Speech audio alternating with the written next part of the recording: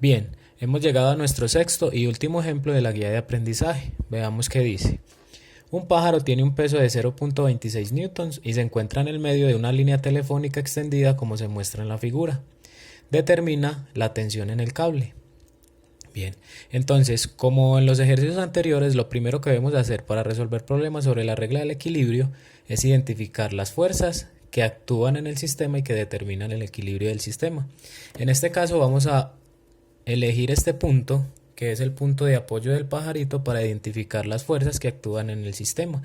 En este caso tenemos entonces que son el peso del pajarito, que actúa verticalmente hacia abajo, y la tensión en el cable.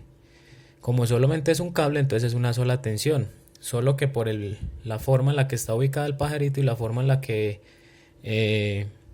deforma el cable, entonces podemos ubicar dos tensiones, una tensión hacia la derecha y otra tensión hacia la izquierda, que como son iguales por ser el mismo cable, la vamos a representar con la misma letra. Bien, ahora si representamos estas fuerzas en un diagrama de cuerpo libre, tenemos entonces tres fuerzas: el peso que actúa verticalmente hacia abajo, la tensión del cable hacia la derecha, que forma un ángulo de 5 grados con la horizontal, y la tensión hacia la izquierda, que forma un ángulo de 5 grados con la horizontal, pero en el segundo cuadrante. Bien, recordemos que las fuerzas que actúan diagonal, como en este caso las tensiones en el primero y en el segundo cuadrante, las podemos expresar como la combinación de otras dos fuerzas.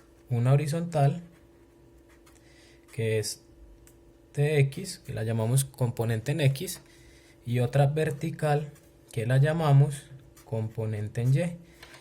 Igualmente para la otra fuerza, una componente en X y una componente en Y, que llamamos Ty. Bien, si hacemos el análisis de las fuerzas y recordamos la regla del equilibrio, las fuerzas que actúan horizontalmente deben estar equilibradas, es decir, estas dos fuerzas deben ser iguales, y como son la componente en X de la misma tensión del cable, entonces efectivamente son iguales. Ahora lo que vamos a hacer es analizar las fuerzas verticales para poder encontrar el valor de la tensión en el cable.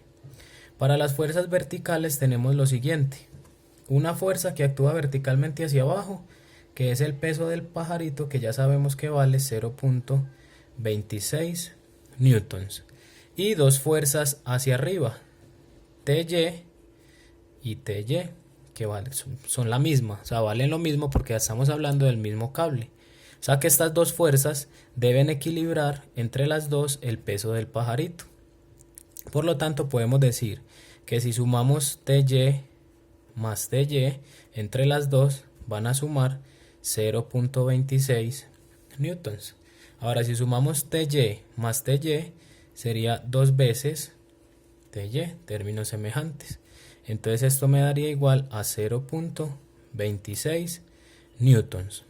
Ahora, para despejar la componente vertical de la tensión, ese 2 que está multiplicando lo pasamos a dividir, y me va a quedar que la componente vertical de la tensión va a ser 0.26 dividido 2.